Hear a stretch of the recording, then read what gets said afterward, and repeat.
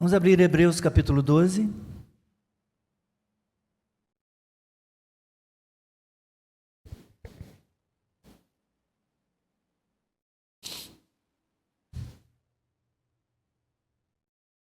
Nós vamos ler Hebreus 12, a partir do versículo 18 até o versículo 29.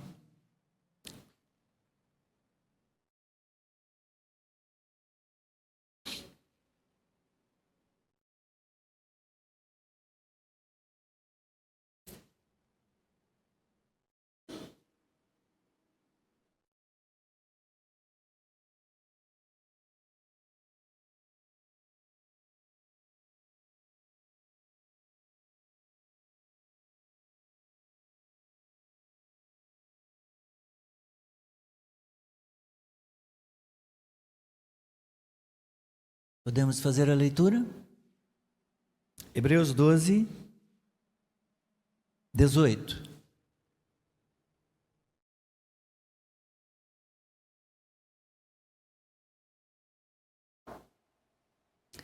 Ora, vocês não chegaram ao fogo palpável e aceso, à escuridão, às trevas, à tempestade, ao toque da trombeta e ao som de palavras tais, que aqueles que ouviram isso pediram que não lhes fosse dito mais nada, pois já não suportavam o que lhes era ordenado. Até um animal, se tocar o monte, será apedrejado. Na verdade, o espetáculo era tão horrível que Moisés disse: estou apavorado e trêmulo. Pelo contrário, vocês chegaram ao Monte Sião e à cidade do Deus vivo, a Jerusalém celestial e a milhares de anjos. Vocês chegaram à assembléia festiva, à igreja dos primogênitos arrolados nos céus. Vocês chegaram a Deus, o juiz de todos, e aos espíritos dos justos aperfeiçoados, e a Jesus, o mediador da nova aliança, e ao sangue da aspersão que fala melhor do que o sangue de Abel. Tenham cuidado e não se recusem a ouvir aquele que fala, pois se os que se recusaram a ouvir quem divinamente os advertia na terra não escaparam, muito menos escaparemos nós se nos desviarmos daquele que dos céus nos adverte. Naquele tempo, a voz dele abalou a terra, mas agora ele promete dizendo: mais uma vez eu farei tremer, não só a terra, mas também o céu. Ora, as palavras mais uma vez significam a remoção dessas coisas abaladas, ou seja, das coisas criadas, para que permaneçam as coisas que não podem ser abaladas. Por isso, recebendo nós um reino inabalável, retenhamos a graça pela qual sirvamos a Deus de modo agradável, com reverência e temor, porque o nosso Deus é fogo consumidor. Seja abençoada a leitura da palavra. Ó Deus, mais uma vez abrimos a Escritura, mais uma vez com reverência, com temor e um profundo desejo de te ouvir falar. Esta palavra não é a minha palavra. Esta palavra não é a palavra de homem algum, senão a palavra do próprio Deus. Fale-nos, Deus, nós te ouviremos. Fale-nos, Jesus Cristo, uma vez mais te pedimos. E ajuda-nos pelo teu Espírito Santo a compreender o sentido dessas palavras e aplicá-los à nossa vida.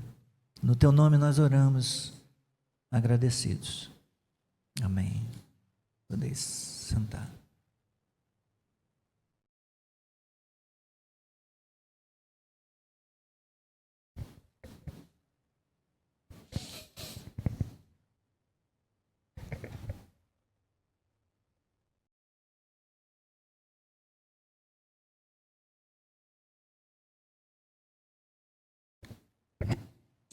Quantos aqui já ouviram a frase de 1000 passará, mas a 2000 não chegará? Talvez só os geração 60 mais vão se lembrar disso.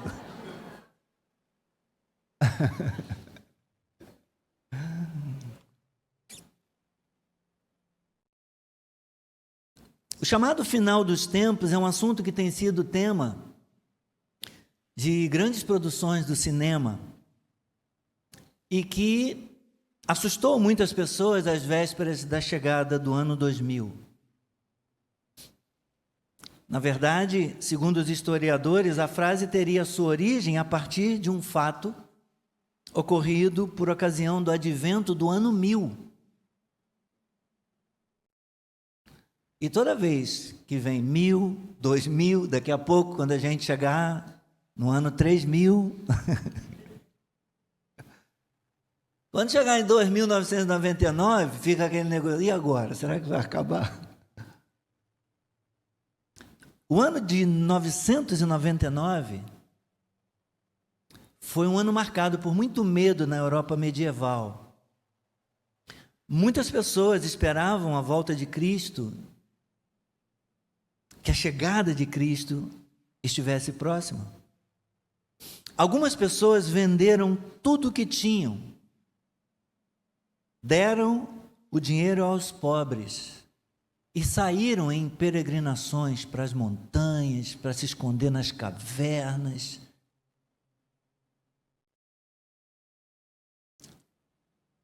O culto de véspera de ano novo em Roma, estava abarrotado de gente. E conta-se que algumas pessoas morreram de pânico,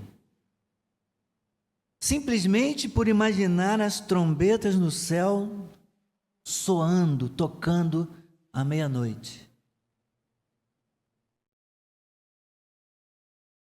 No entanto, assim que o bispo de Roma, Silvestre II, pronunciou a bênção e os sinos da igreja anunciaram o novo milênio, todos voltaram para casa alegres,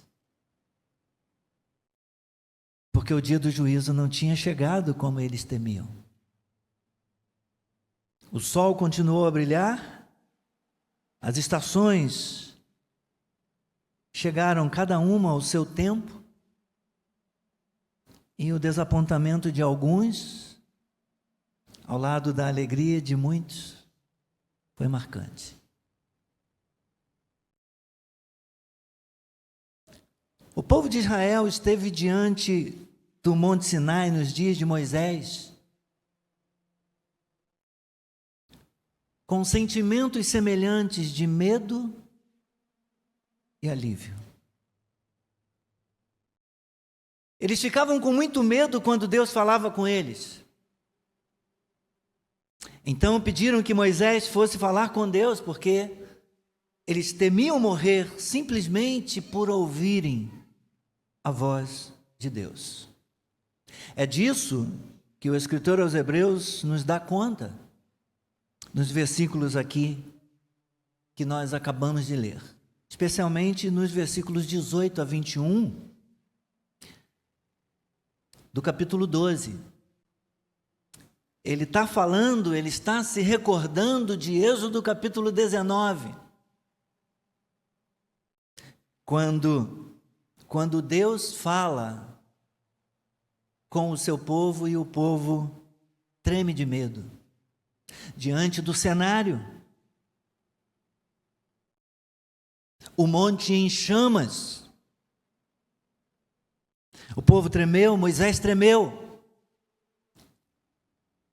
Os israelitas se aproximaram de Deus no Monte Sinai para ouvir os termos da aliança dele e para descobrir o que significava servir a Deus como uma nação santa. Deixe aberto, deixe marcado, por favor, a nossa base aí, o texto base, Hebreus 12, e abra, por favor, Êxodo 19.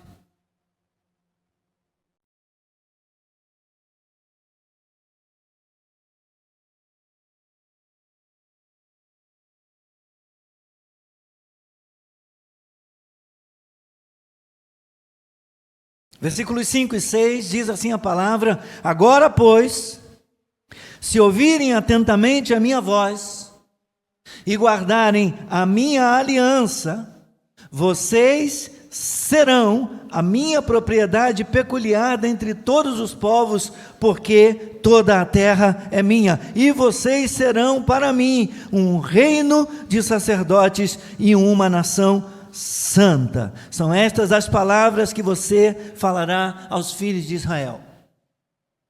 Eu estabeleço com vocês a minha aliança, vocês vão guardar a minha aliança, e vocês serão para mim uma nação santa. Vocês vão poder ouvir a minha voz. Mas o fenômeno principal, o fenômeno central e mais significativo foi a voz que falou naquela ocasião, no Monte Sinai. Um pouco mais à frente, no próprio capítulo 19, a partir do versículo 16 até o versículo 24, diz assim: ao amanhecer do terceiro dia, houve trovões e relâmpagos, uma espessa ou uma densa nuvem cobriu o monte, e ouviu-se um forte som de trombeta, de maneira que todo o povo que estava no arraial tremeu de medo. Moisés levou o povo para fora do arraial ao encontro de Deus, e puseram-se ao pé do monte. Todo o monte Sinai pegava fogo, todo o monte Sinai fumegava, estava em chamas, porque o Senhor havia descido sobre ele em fogo. A fumaça subia como fumaça de uma fornalha, e todo o monte tremia com violência.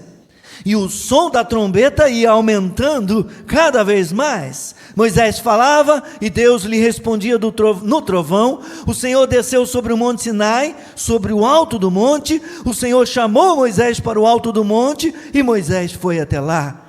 E o Senhor disse a Moisés: desça e avise ao povo que não ultrapasse o limite até o Senhor para vê-lo, para evitar que muitos deles sejam mortos. Também os sacerdotes que se aproximam do Senhor devem se consagrar, para que o Senhor não se volte contra eles. Então Moisés disse ao Senhor: o povo não poderá subir o monte Sinai, porque tu nos advertiste, dizendo: marque limites ao redor do monte e consagre-o. E o Senhor respondeu: vá, desça, depois você subirá e Arão com você. Porém os sacerdotes e o povo não devem ultrapassar o limite para subir ao Senhor, para que Deus não se volte contra eles.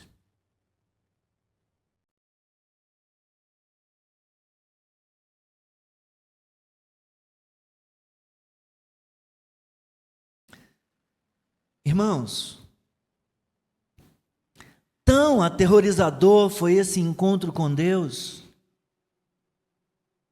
que aqueles que o ouviram falar imploraram que não lhes falasse mais. Um pouco à frente, no capítulo 20, versículos 18 e 19, diz que todo o povo presenciou os trovões e os relâmpagos, o som da trombeta e o monte em chamas, e o monte pegando fogo. E o povo observando, qual foi o sentimento?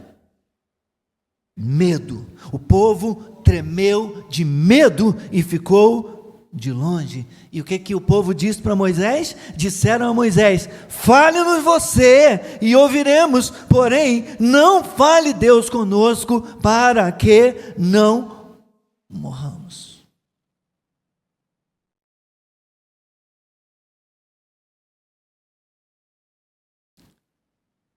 O escritor aos Hebreus diz para nós que também Moisés sentiu medo.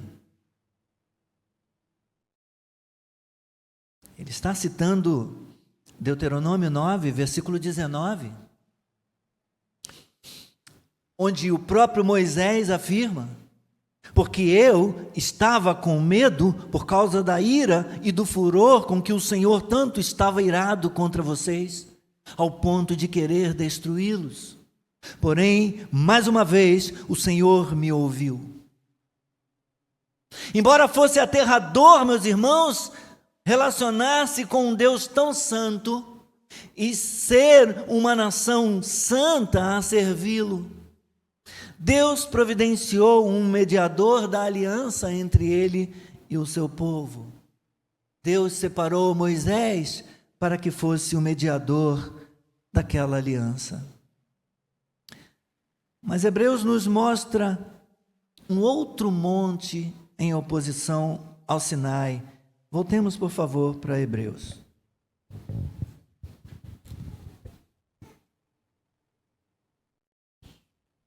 Os versículos 18 a 21. O escritor aos Hebreus tem em mente o Sinai e tudo isso que nós acabamos de confirmar em Êxodo 19.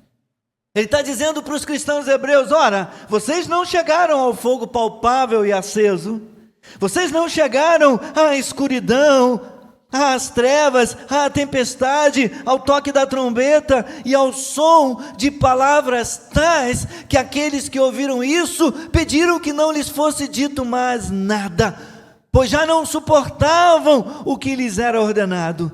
Até um animal, se tocar no monte, será apedrejado. Na verdade, o espetáculo era tão terrível, diz o texto aqui, tão horrível, que Moisés disse: eu estou apavorado e trêmulo. O escritor aos Hebreus, a partir do versículo 22 e até o 24, ele deixa para trás o Monte Sinai e ele fala do Monte Sião.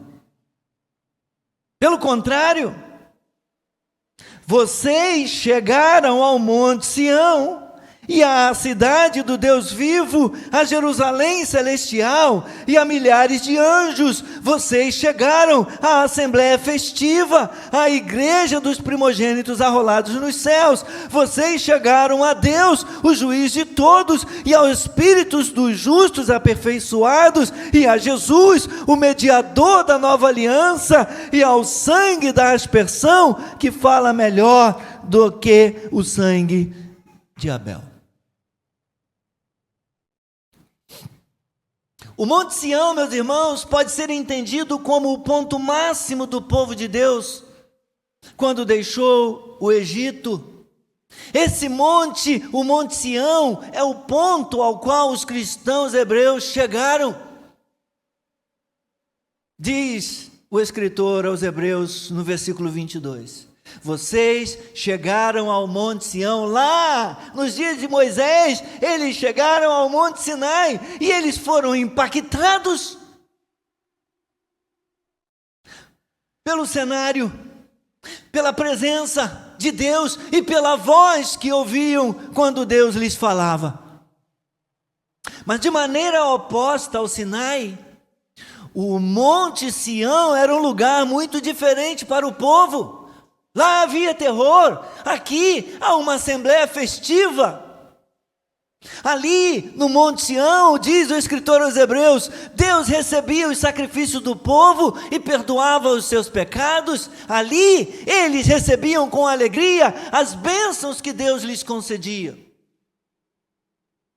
No entanto, meus irmãos, o que o escritor quer dizer com o Monte Sião aqui, quando ele se refere ao Sião, ele continua no próprio texto.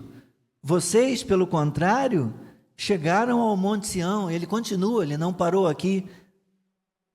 A cidade do Deus vivo, a Jerusalém celestial. Ele está usando o Monte Sião como um símbolo da cidade do Deus vivo, da Jerusalém celestial. Vocês chegaram a milhares, a miríades de anjos. Vocês chegaram a uma assembleia festiva. Vocês fazem parte de algo maior. É uma congregação muito maior. Vocês chegaram à igreja dos primogênitos arrolados nos céus, com os crentes de todas as eras, com os crentes de todos os cantos. De todas as gerações, vocês chegaram a Deus, o juiz de todos, e aos espíritos dos justos aperfeiçoados, e a Jesus, o mediador da nova aliança, e ao sangue da aspersão, que fala melhor do que o sangue de Abel. Quanta coisa,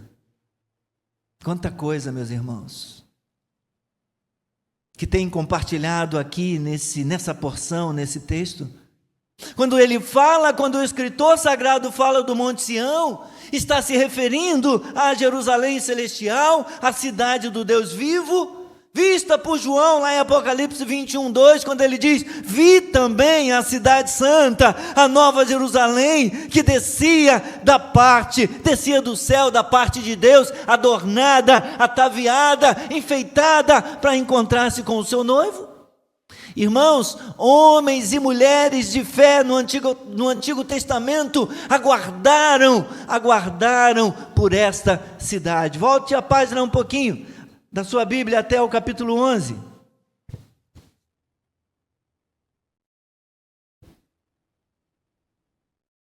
Veja o que fala de Abraão, Hebreus 11:10. Abraão aguardava o quê? Porque Abraão aguardava a cidade que tem fundamentos, da qual Deus é o arquiteto e construtor. Vá para o versículo 13, versículos 13 a 16. Está falando sobre essa lista dos heróis da fé, sobre todos que vieram antes de nós, todos os patriarcas. Veja o que diz: todos estes morreram na fé, não obtiveram as promessas, mas viram-nas de longe e se alegraram com elas, confessando que eram estrangeiros e peregrinos na terra. Por quê? Porque os que falam deste modo manifestam estar procurando uma pátria, e se na verdade se lembrassem daquela de onde saíram, teriam oportunidade de voltar, mas agora eles desejam uma pátria superior, isto é, celestial. Por isso Deus não se envergonha deles de ser chamado o seu Deus. Por quê? Porque Ele lhes preparou uma cidade. Deus preparou uma cidade, Deus preparou um lugar. Os judeus não voltaram, não retrocederam, eles continuaram peregrinando na terra, na esperança de encontrar esta cidade, de encontrar essa pátria. E aqueles que chegaram a Deus por meio de Jesus Cristo? O escritor aos Hebreus vem trabalhando isso, falando da obra de Cristo ao longo de toda a carta. E é usado aqui o mesmo verbo em algumas partes. Volte, por favor, até o capítulo 4. Eu creio que o tempo vai ser suficiente para concluir a mensagem. Hebreus 4. Aqueles que chegaram a Deus por meio de Jesus Cristo, eles fazem parte dessa cena celestial. Hebreus capítulo 4 e versículo 6.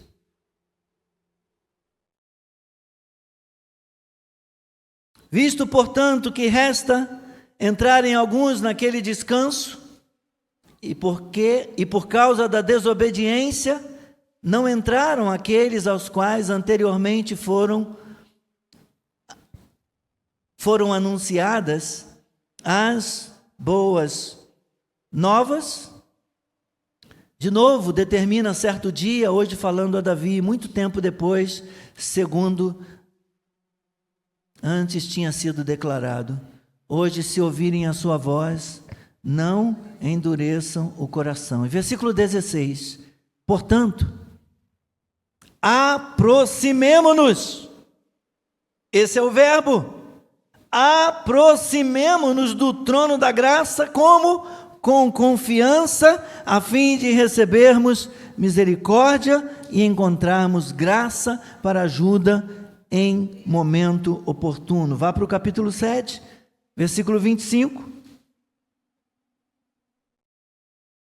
O verbo é aproximar, aqueles por meio de quem aqueles que foram comprados pelo sangue de Cristo, esses foram aproximados, esses alcançaram acesso à presença de Deus. 25 diz, do capítulo 7, por isso também pode salvar. Quem? Jesus, falou dele lá no versículo 24, por isso também Jesus pode salvar totalmente os que por ele se aproximam de Deus, vivendo sempre para interceder por eles. Vá para o capítulo 10, versículo 22.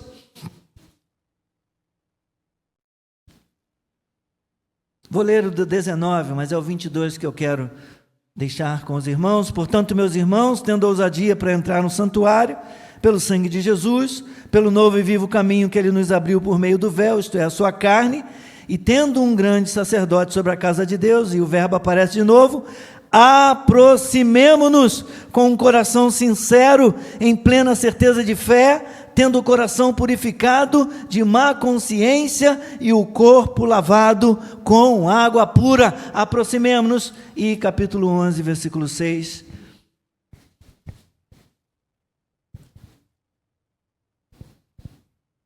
Esse versículo talvez seja o mais conhecido de todos aqui. De fato, sem fé é impossível agradar a Deus. Por quê? Porque é necessário que aquele que se aproxima de Deus creia que Ele existe. Os que chegaram a Deus por meio de Jesus Cristo, eles agora fazem parte, meus irmãos, dessa cena celestial. É uma maneira vívida de dizer que nos foi garantido o acesso, nos foi garantida a herança eterna por causa da nossa fé em Jesus Cristo e na obra que Ele realizou. Nós fazemos parte dessa assembleia solene, dessa assembleia festiva. Nós também, por causa da fé em Cristo, nós chegamos a Sião, nós chegamos à cidade do Deus vivo, nós chegamos a Jerusalém celestial. Nós fazemos parte de algo maior, nós também contemplamos antecipadamente. Isso vai se concretizar na vinda de Cristo. Quando nós nos reunirmos com Ele, nós também veremos milhares de anjos. Vocês chegaram à assembleia festiva, e que privilégio, meus irmãos, que privilégio podermos contemplar incontáveis hostes de anjos e uma alegre assembleia, unidos na celebração com a igreja dos primogênitos arrolados nos céus. Nós ainda não estamos lá, mas nós cremos pela fé que nós fazemos parte dessa igreja. Nosso nome está escrito no livro da vida, nosso nome está escrito na membresia dessa igreja dos santos, dos justos, arrolados nos céus, igreja dos primogênitos arrolados nos céus. E aqui está, meus irmãos, uma visão da companhia definitiva e completa do povo de Deus reunido em torno de Cristo nos lugares celestiais. Isso nos lembra Apocalipse 7. Uma multidão de gente, inumerável, incontável, vestido de vestiduras brancas, com palmas nas mãos, adorando aquele que vive. Todos que vieram da grande tribulação, todos que foram comprados, todos que foram redimidos. E por causa disso, nós agora podemos desfrutar do fato de fazermos parte, do fato de sermos membros dessa igreja pela fé. Se os nossos nomes estão inscritos no livro da vida da cidade celestial, nós um dia iremos desfrutar de todos os benefícios, de todos os direitos de cidadania, de pertencermos a essa cidade, de fazermos parte dessa pátria que Abraão ansiou e que todos do Antigo Testamento aguardaram. Mas ele continua, olha o texto, a partir do versículo 22. Vocês chegaram ao Monte Sião, a cidade do Deus vivo, a Jerusalém celestial, a milhares de anjos. Vocês chegaram à assembleia festiva, a igreja dos primogênitos arrolados nos céus. Vocês chegaram a Deus, o juiz de todos. E como é que nós podemos chegar diante do juiz supremo, do único que julga retamente, e não temermos, e não sermos fulminados? Por que nós chegaremos diante desse juiz? O escritor aos Hebreus fala disso, que Cristo, no capítulo 9, um pouquinho antes, ele diz que Cristo se ofereceu uma vez por todas para tirar os nossos pecados. Hebreus 9, 27 e 28. Assim como aos homens está ordenado morrerem uma só vez, vindo depois disso o juízo, assim também Cristo, tendo se oferecido uma vez por todas para tirar os pecados de muitos, aparecerá a segunda vez, aí não mais para tirar pecados, mas para salvar aqueles que esperam por Ele. Voltemos para o capítulo 12. Porque, no entanto, essa igreja celestial da qual nós fazemos parte, ela consiste nos espíritos dos justos aperfeiçoados. Veja aí, versículo 23. A igreja dos primogênitos arrolados nos céus, nós fazemos parte dela. Vocês chegaram a Deus, o juiz de todos, porque Cristo, mediante o seu sangue, perdoou os nossos pecados. Vocês chegaram aos espíritos dos justos aperfeiçoados. Por que nós chegamos aqui? Porque Jesus, meus irmãos, diz o escritor aos Hebreus, no capítulo 10, versículo 14, nos sustenta isso. Jesus, com uma única oferta, aperfeiçoou para sempre todos os que estão sendo santificados. Versículo 14, porque com uma única oferta, Ele, Jesus, aperfeiçoou para sempre os que estão sendo santificados. É por isso que nós temos segurança, que nós também estamos sendo aperfeiçoados, e vamos comparecer diante de Deus, aperfeiçoados. Ele começou uma obra em nós, e graças a Deus por isso, meus irmãos. Glória a Jesus. Glória a Jesus. Adoremos a Cristo, porque nós estamos salvos. Diz o velho hino: salvo estás, limpo estás, pelo sangue de Cristo Jesus. Tem teu coração marcado pela luz, fostes limpo no sangue eficaz. Salvo estás, limpo estás, pelo sangue de Cristo Jesus. Tens teu coração marcado pela luz, fostes limpo no sangue eficaz. Percebe quanta coisa o escritor aos Hebreus está falando a respeito de nós? A respeito da igreja, a respeito daqueles que foram comprados pelo sangue de Cristo.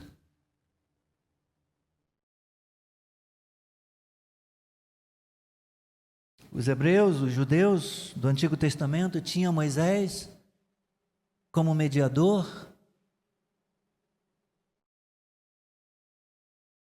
e temeram morrer ao ouvir a voz de Deus. Mas Jesus, como mediador da nova aliança, Ele fala e nos dá segurança de podermos ouvir a voz do próprio Deus falando conosco. O escritor aos Hebreus, ele segue nos versículos seguintes aí, do 24, 12 e 24, ele diz que nós chegamos a Jesus, o mediador da nova aliança. E a que mais? Ao sangue da aspersão, que fala melhor do que o sangue de Abel. O sangue de Cristo aspergido sobre nós providenciou purificação completa de toda a profanação do pecado. Por causa disso, por causa do sangue desse mediador, por causa do sangue de Cristo, nós fomos libertos de toda a profanação do pecado. E que graça maravilhosa, meus irmãos. Ele fala que o sangue de Cristo, o sangue que foi aspergido sobre nós, ele fala melhor do que o sangue de Abel. Por quê, meus irmãos? Porque o sangue de Abel clamava por vingança. Onde está o seu irmão? O sangue de Abel clamava por vingança. O sangue de Cristo fala algo melhor. O sangue de Cristo fala coisas superiores, nos dando a garantia do perdão e da aceitação de Deus. Por causa do sangue de Cristo, nós temos acesso à presença de Deus, à presença do Pai. Nós temos a certeza, podemos descansar na certeza da vida eterna. Todas as pessoas nascidas nesse mundo, meus irmãos, precisam enfrentar o juízo de Deus. Mas aqueles que confiam no poder expiatório da morte de Jesus Cristo, podem contar alegremente com a absolvição, com o perdão de Deus e a vida eterna na presença do Senhor. Aleluia!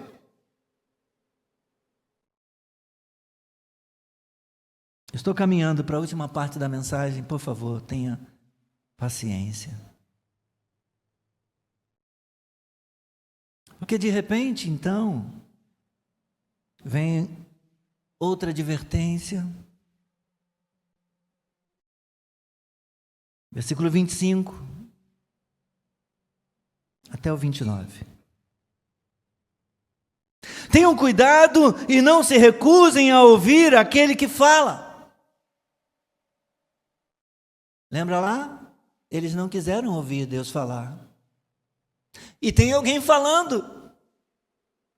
Tenham cuidado e não se recusem a ouvir aquele que fala, pois se os que se recusaram a ouvir quem divinamente os advertia na terra não escaparam, muito menos escaparemos nós se nos desviarmos daquele que dos céus nos adverte. Naquele tempo, a voz dele, a voz do Senhor, abalou a terra, mas agora ele promete dizendo, mais uma vez eu farei tremer, não só a terra, mas também o céu. Ora, as palavras mais uma vez significam a remoção dessas coisas abaladas, ou seja, das coisas criadas, para que permaneçam as coisas que não podem ser abaladas, as coisas inabaláveis. Por isso, recebendo nós um reino inabalável, retenhamos a graça, pela qual sirvamos a Deus de modo agradável, com reverência e temor, porque o nosso Deus é fogo consumidor.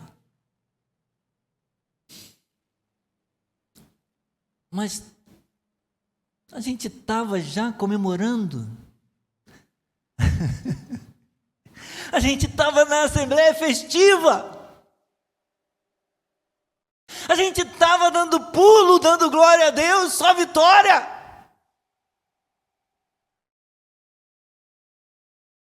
Como pode, depois de tanta segurança, depois de tanta certeza transmitida nos versículos 22 a 24, como pode nova advertência? O ponto aqui, meus irmãos, é que o Deus que falou no Sinai, quem divinamente os advertia na terra, ele continua a nos chamar da Jerusalém celestial.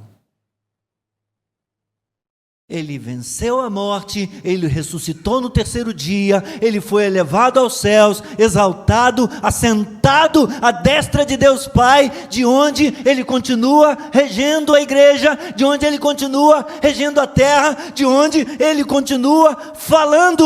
Ouça a voz daquele que dos céus nos adverte, diz o versículo 25. Ele ainda está falando hoje. Visto que pela sua graça Deus nos fala de perdão, por meio do sangue do seu Filho, não devemos recusar ao que fala. No Sinai a montanha tremeu, mas quando vier o dia do juízo, quando Jesus voltar, tremerá não somente a terra, tremerão o céu e a terra. Ele está citando Ageu 2:6. Os elementos criados tremerão, céus e terra serão abalados. E a única coisa que vai permanecer naquele dia serão as coisas inabaláveis. Por que tanta gente tem medo do fim do mundo? Por que tanta gente tem medo do dia do juízo? Porque sabe que o dia que ele chegar, Deus vai abalar os céus e a terra.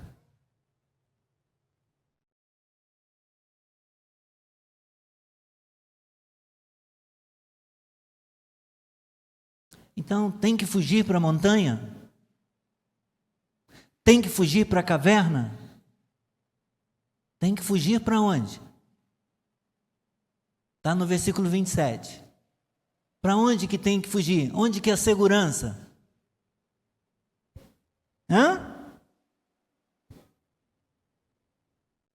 Para que permaneçam as coisas que não podem ser abaladas. Começa aqui, mas vai para o 28. Por isso, o que é inabalável? Recebendo nós um reino inabalável. As coisas inabaladas, tudo vai ser abalado, mas tem um lugar, tem um reino inabalável que nós recebemos. Nós já fazemos parte desse reino, nós já estamos inseridos, nós temos segurança, irmãos. Esse é o lugar para onde temos que fugir. Este é o lugar onde temos que nos abrigar em Cristo, no reino de Cristo. Aleluia! O reino que Cristo compartilha com aqueles que continuam a confiar nele. Ou seja, quando vier o juízo de Deus no fim do mundo, não temos de fugir, temos de orar. Maranata, vem Senhor Jesus, aleluia, vem Senhor Jesus, vem buscar o seu povo, vem buscar a sua igreja. Então sejamos gratos e adoremos aquele que vive, porque a resposta adequada à generosidade de Deus, à oferta graciosa que Deus faz, de um reino inabalável, é que sejamos agradecidos. A NVI, não sei se alguém está com a NVI aqui essa manhã, a nova versão internacional, essa tradução diz, sejamos agradecidos. A NAA e a ARA, que nós usamos aqui, ela diz, por isso, retenhamos a graça. Recebendo nós um reino inabalável, retenhamos a graça, sejamos agradecidos, e através disso, sirvamos a Deus de modo agradável, com reverência e temor, porque o nosso Deus é fogo consumidor. Nós devemos adorar e servir o Senhor. E ele finaliza com uma descrição de Deus como fogo consumidor. O escritor sagrado está fazendo uma alusão a Deuteronômio 4. Em Deuteronômio, é dito que os israelitas não poderiam se perder na idolatria, mas eles deveriam permanecer fiéis ao Senhor, servindo-o com exclusividade, para não provocarem o Senhor à ira.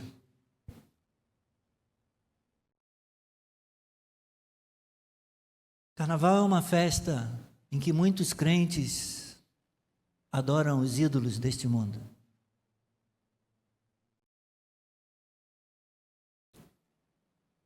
nós sempre soubemos o que significa o carnaval. Mas agora, os donos do carnaval resolveram dizer o que é o carnaval, o que consiste a festa do carnaval, as invocações que eles fazem nos blocos, nas escolas, antes e no final das apresentações. Quem são os ídolos deles? Eles adoram mortos, eles adoram demônios, eles invocam os espíritos dos mortos para virem com eles, incorporarem neles, na bateria, nas alas todas, para poderem completar a festa para agradar, certamente que não é para agradar a Deus. Isso é idolatria. Os israelitas foram exortados a permanecerem fiéis ao Senhor, a servirem a Deus com exclusividade, porque Deus é um Deus zeloso, porque Deus é um Deus que tem ciúme do seu povo, daqueles que lhe pertencem. E por que isso aqui, meus irmãos, e eu termino? Porque a certeza da graça de Deus nunca deve nos cegar para a verdade de que um juízo muito terrível aguarda os que se apostatam da fé, os que voltam, viram as costas para Deus e voltam para o mundo. Há um juízo terrível que os crentes nunca deveriam esquecer. Deus é um Deus zeloso. Deus é um Deus que salva. Deus é um Deus gracioso. Mas quando voltamos as costas para Ele e abraçamos os ídolos do mundo, nós pisamos o sangue da aspersão. Nós desprezamos a graça que Ele nos concede. Por isso devemos ter muito cuidado. Amém? Que o Senhor nos ajude. Senhor Jesus, asperge-nos com Teu sangue, nos encha com Teu Espírito, para que por meio de Ti nós possamos oferecer um culto agradável ao Pai. Nos ajude, porque sem Ti nada podemos fazer. Traz de volta, Senhor, aqueles cujos corações têm andado em conflito, em dúvida. Aquece, Senhor, os corações daqueles que têm desanimado pelo meio do caminho. Cura-os, restaura-os, perdoe-os, em nome de Jesus. Amém. Vamos ficar de pé.